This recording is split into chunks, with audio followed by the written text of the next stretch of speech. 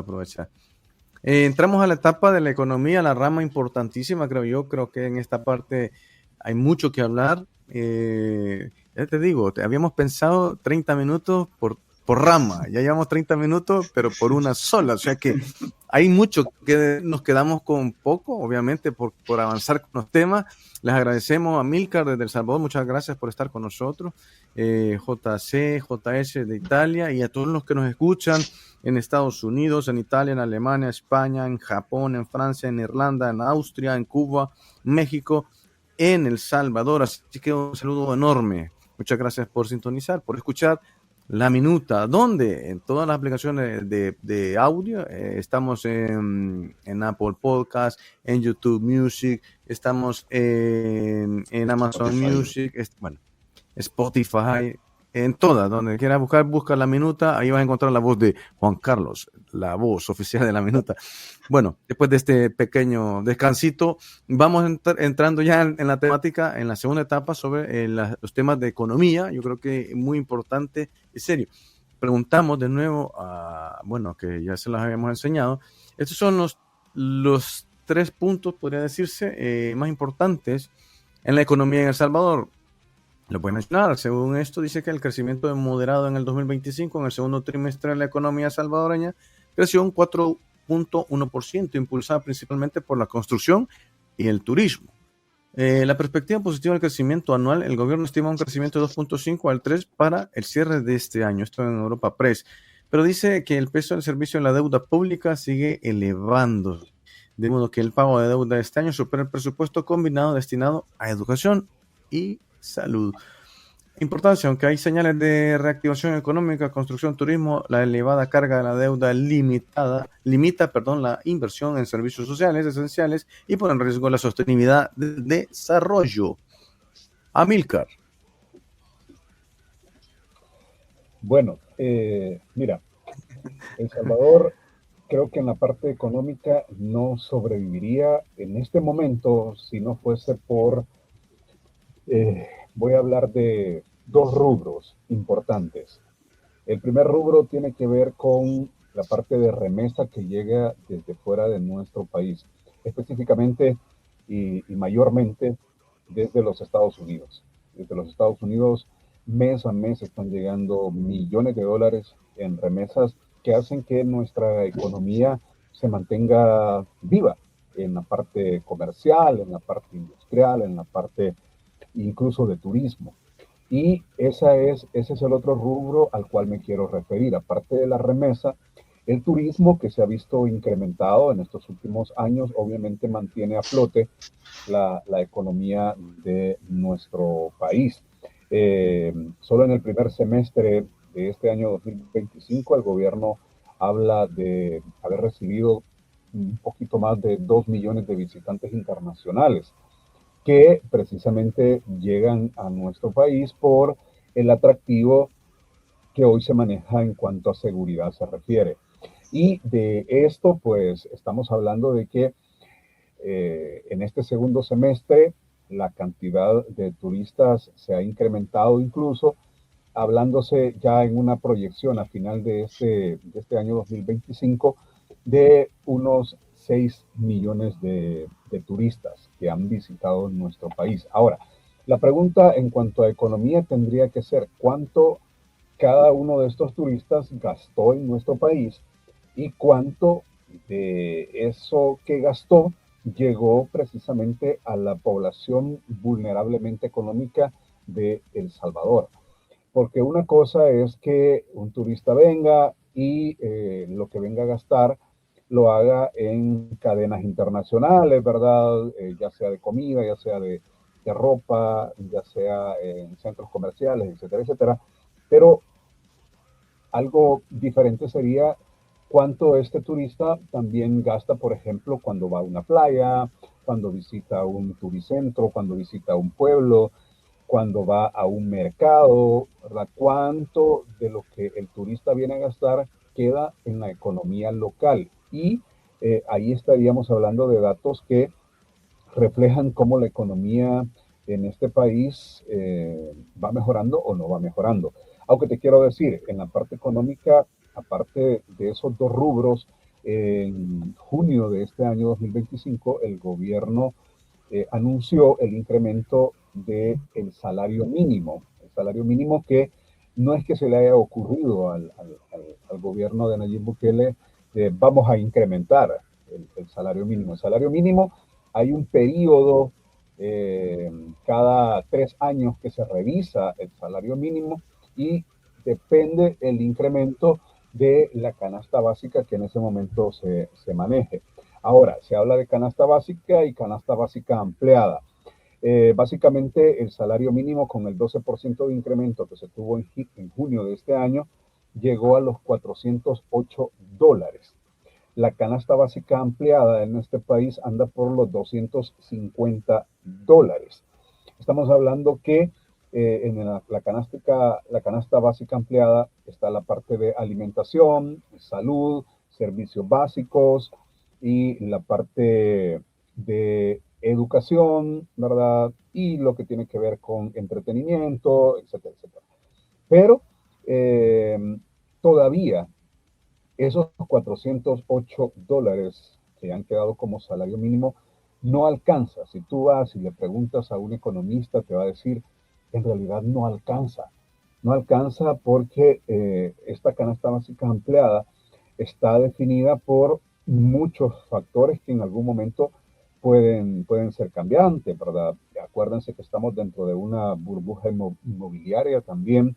Los alquileres de las casas van hacia arriba en cuanto a precios, por lo tanto esa canasta básica ampliada va creciendo más, mientras más arriba se van los precios de los alquileres de las casas o de los apartamentos en este país.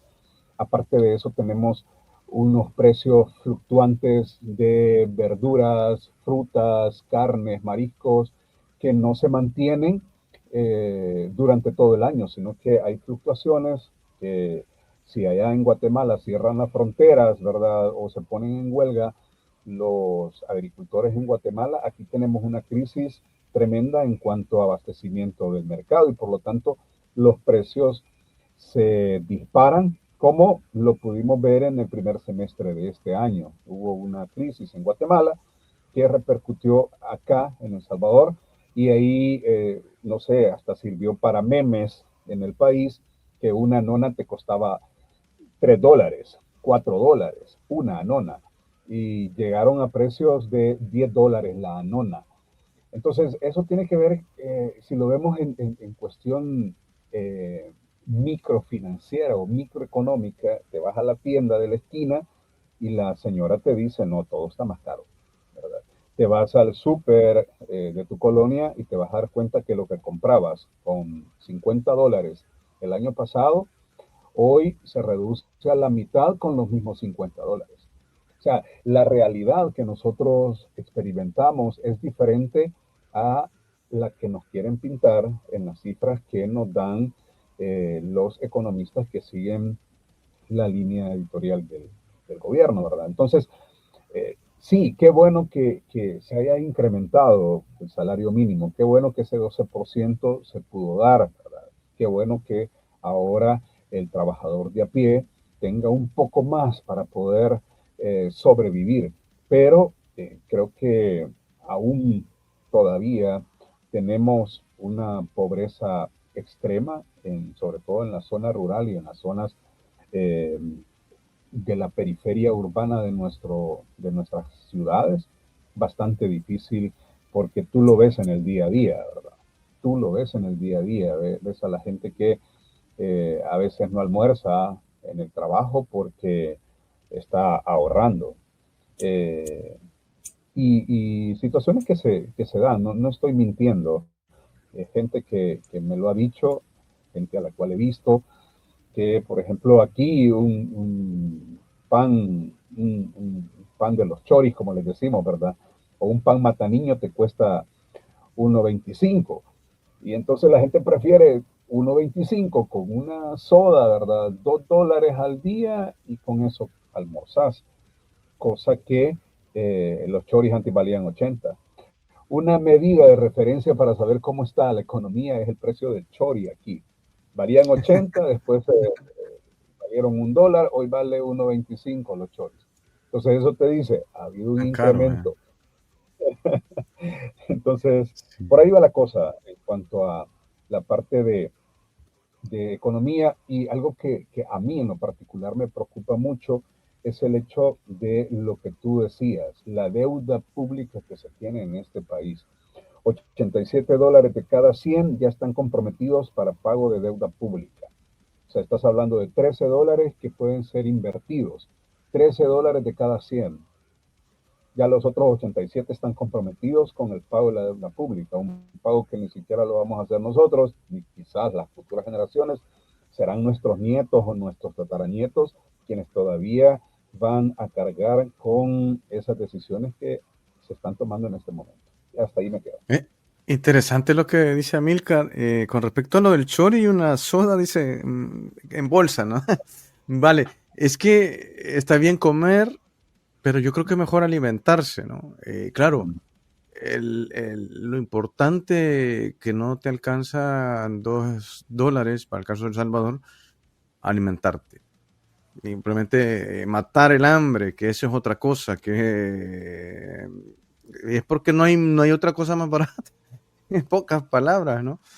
Eh, crítico, crítico, crítico. Bueno, lo dejo ahí. Andrés Sí. o JC. Mm.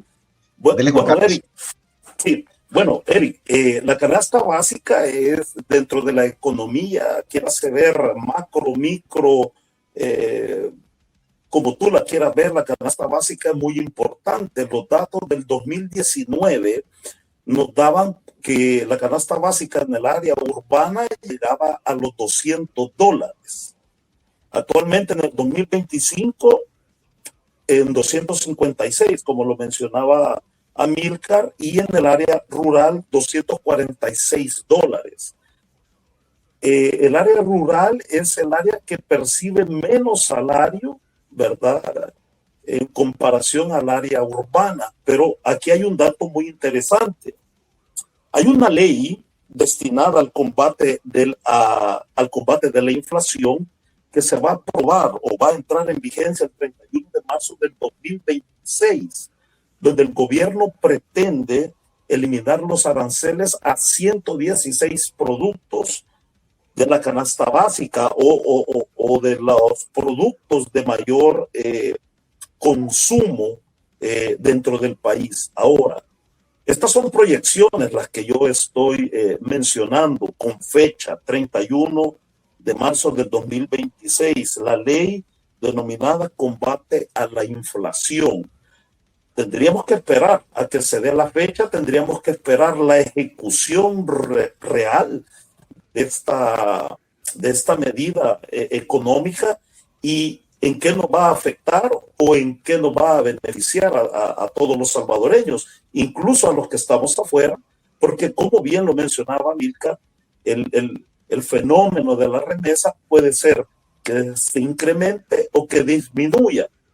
Un dato bien importante, actualmente desde Europa, si yo tengo que enviar una remesa, el valor de la comisión que yo estoy pagando por esa cantidad con respecto a 2 años atrás se ha incrementado en un 50%. Eso significa que si yo hace un año pagaba 2 € de comisión, ahora pago 4 €. Entonces, aquí estamos hablando que las proporciones van siempre en aumento, sea para quien envía, ¿verdad? O para quien recibe su respectiva remesa en el país. Así que estas son las proyecciones que se esperan para el 2026. Como menciono, el precio de la canasta básica es algo que preocupa. Realmente ya no hablemos de la canasta básica ampliada, que ya implica un poco más de esfuerzo para una familia. Con esto que dice Juan Carlos, bueno, Estados Unidos ya está pensando también en poner aranceles a cada remesa que llegue o que salga, mejor dicho, desde los Estados Unidos para cualquier país latinoamericano. Y eso debería de preocuparnos a nosotros, teniendo en cuenta que las remesas, quieras o no, sostienen la economía familiar en nuestro país. Y otro dato interesante sobre lo que dices, que se viene para el 2026, y no me sorprende, porque la bancada del partido Vamos, en este caso Claudia Ortiz, estaba haciendo esa propuesta de quitarle los impuestos a diferentes productos que estaban dentro de la canasta básica. Obviamente, al hacerlo Claudia, no le toman en cuenta porque eso significa que Claudia ganaría puntos, ¿verdad? Entonces la hicieron a un lado y me sorprende lo que me dices tú de que hay un proyecto para el próximo 2026. Vamos a ver en qué termina, si beneficia o si afecta. Muy bien, me parece bien. Hola, Eric. A ver, que estoy esperando qué vas a decir, Jandre. Muy bien. Miren, al revisar los datos a nivel macroeconómico, pues la economía parece saludable en El Salvador, parece bien. Los grandes empresarios y consorcios nacionales e internacionales están obteniendo buenas utilidades, buenas ganancias. Si lo medimos a nivel de la microeconomía, lo que observa es una tendencia, y es que la economía de El Salvador tiene un giro de servicios, principalmente. Sigue la tendencia a que no somos autosuficientes en nuestra alimentación, se produce menos en la agricultura y eso es muy preocupante, pero muy preocupante. Se tendría que subsidiar la agricultura. Y es verdad, se compran productos regionales y no solo, también fuera de Centroamérica. Esa dependencia nos hace débiles como país. Por otro lado, dentro de la canasta básica, me parece que ahora se incluye también las recargas telefónicas, que son básicas pues, para la comunicación. Entonces, frente a esto también tengo una pregunta, Amílcar, aprovechando tu presencia en el podcast.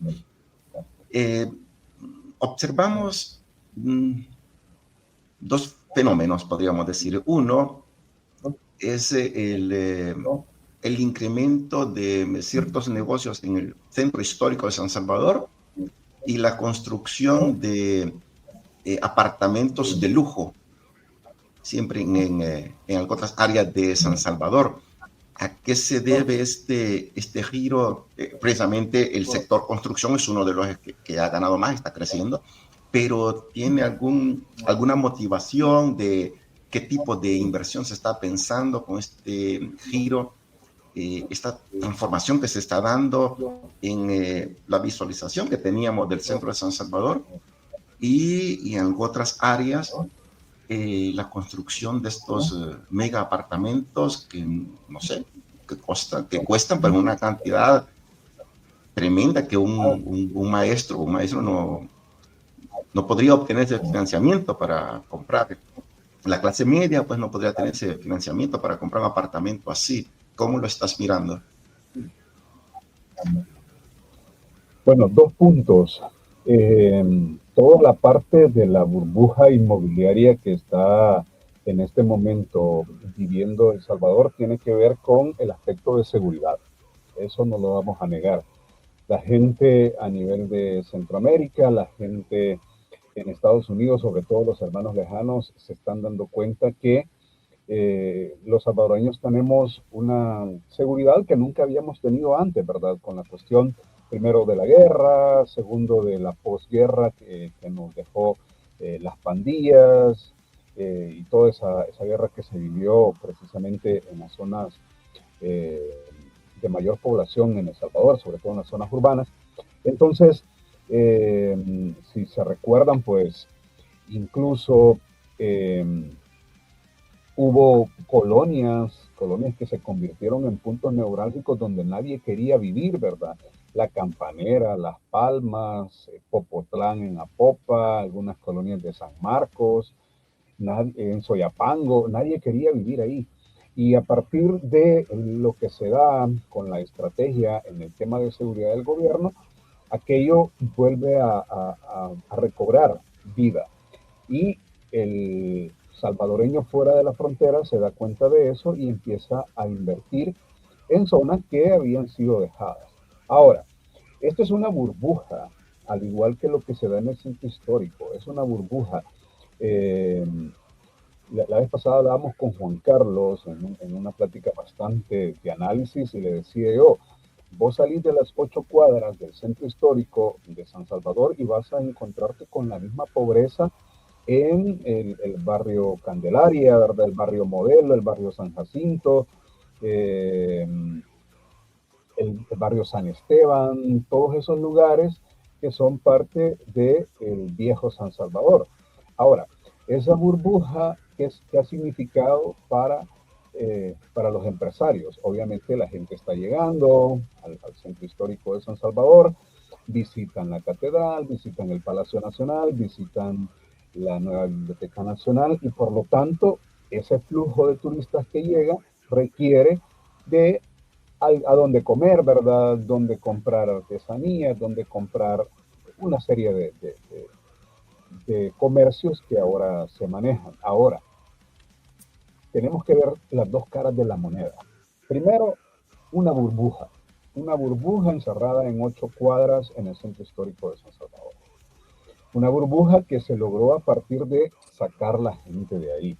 La gentrificación, como bien lo llaman los economistas o los sociólogos, tiene que ver con sacar lo que no me gusta porque me da una mala imagen del lugar y meter lo que sí me gusta como turista y lo que me va a dar una buena imagen y también me va a retribuir en la parte económica. Y es así que, bueno, primero llegó el Starbucks, luego llegaron las cadenas de restaurantes, de comida rápida, ¿verdad? De pollo, de pizzas, de hamburguesas, etcétera. Llegaron restaurantes caros, caros, que no están al alcance de cualquiera, ¿verdad? Y se convierte en una burbuja que, por cierto, eh, hace poco, me imagino que se dieron cuenta, hubo un incidente, según la versión oficial, uno de los soldados destacados en el centro histórico de San Salvador disparó un arma y esa arma pues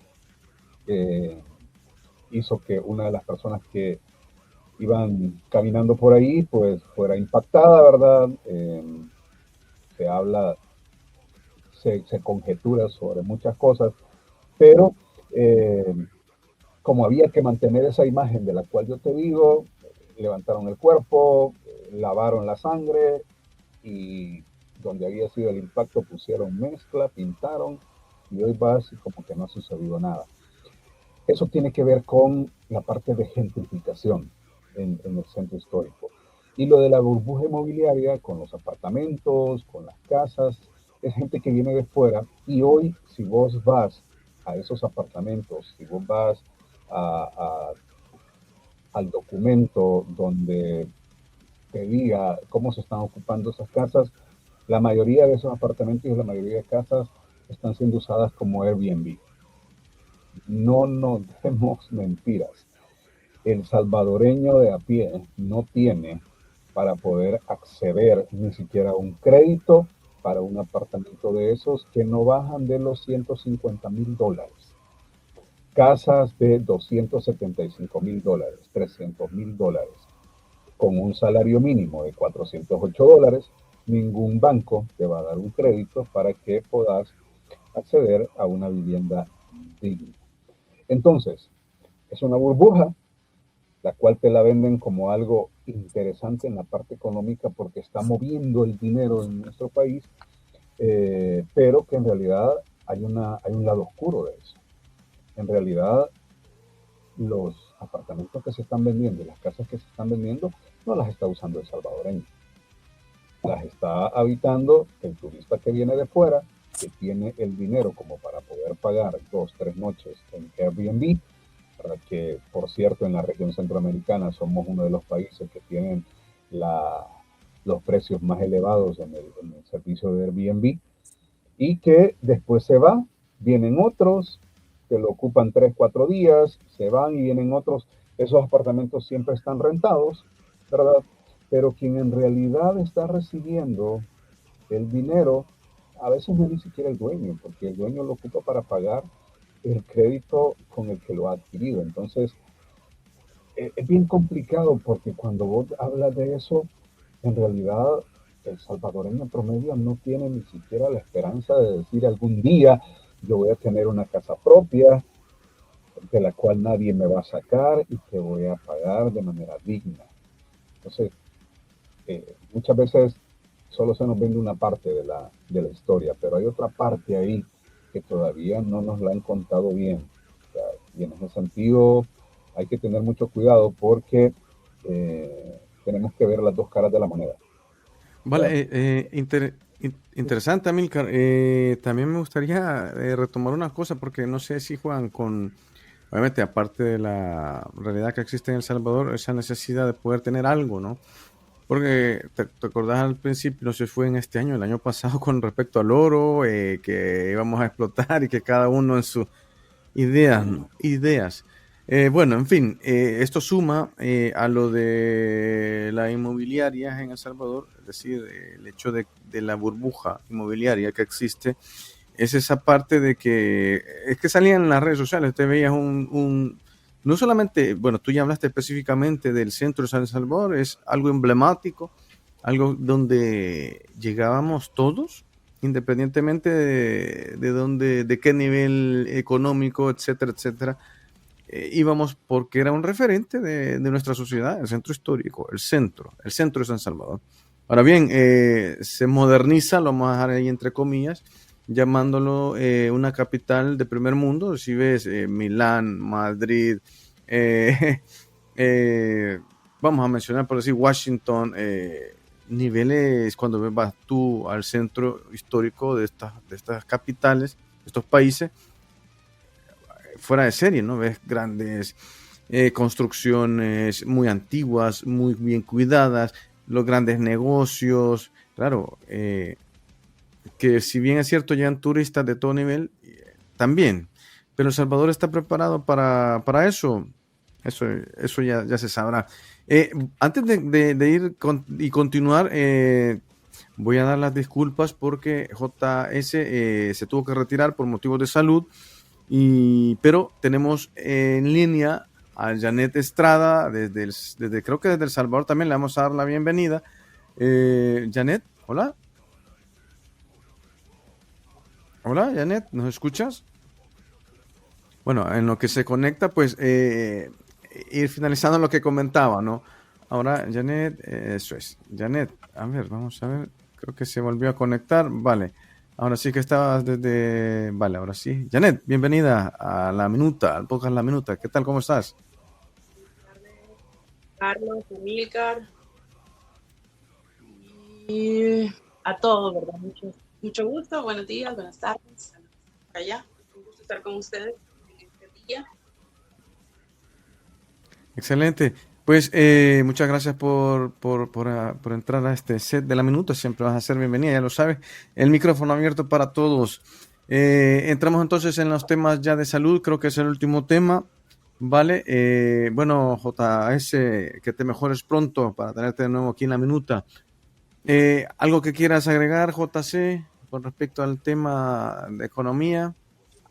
Bueno, en el tema de economía yo tengo que agregar un punto bien importante: la llegada de ciudadanos salvadoreños deportados de Estados Unidos, específicamente de forma medianamente masiva. Tengo un reporte actualizado, ¿verdad?, de que se están manifestando este tipo de acciones. Salvadoreños repatriados, ¿verdad? Algunos que superan ya la edad productiva como tal para El Salvador. Recuerda que en El Salvador, cuando tú alcanzas 40 años, básicamente tienes que ir afuera del sistema productivo. No es el mismo efecto que se produce en Europa o en Estados Unidos, que tú puedes alcanzar la edad de 70, 75 años y todavía ejerces una actividad laboral. Preocupa mucho, ¿verdad?, que El Salvador esté cada día recibiendo toda esta cantidad de salvadoreños que no han logrado en algún momento poder regularizar su estado legal, sobre todo como lo menciono en Estados Unidos. Económicamente, ¿cómo repercute esto? Todas estas personas tienen que reinventarse, buscar una forma de cómo subsistir. a través de un trabajo en un país que básicamente se lo niega. Así que también este efecto será algo que estaremos viendo muy de cerca en el próximo año 2026, cuando más compatriotas estén retornando a la realidad de un El Salvador que no es lo que aparenta a nivel publicitario, ¿verdad? Como lo hemos estado mencionando, sobre todo a nivel económico. Así está un poco más de visión sobre este tema. Vale, ahora pues ya que está con nosotros Janet, vamos a hablar sobre el tema de salud, lo último que ha acontecido en este año, en el 2025 en El Salvador.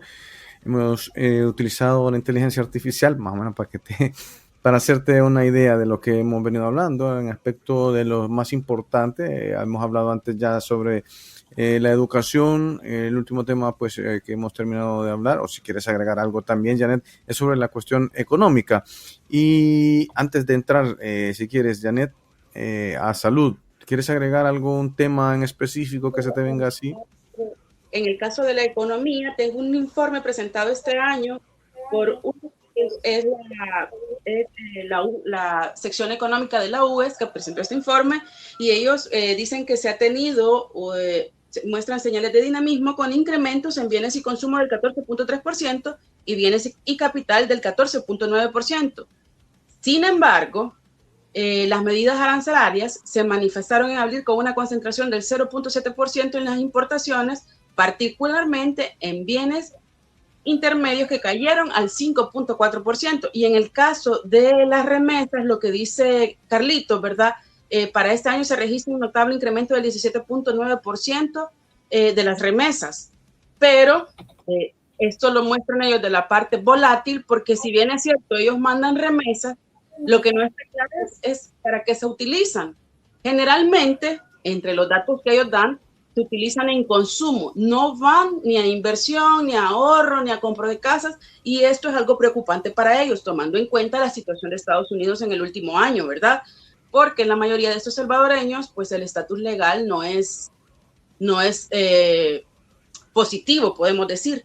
Entonces ellos dicen que en Estados Unidos, el país de origen, es el 92.5% de las remesas, planteando interrogantes sobre la sostenibilidad en el flujo vital para miles de familias salvadoreñas. Interesante información. Pues ahí tenemos algo agregado al tema que hemos tocado anteriormente. Bueno, continuamos, ¿vale? Ya tenemos una hora de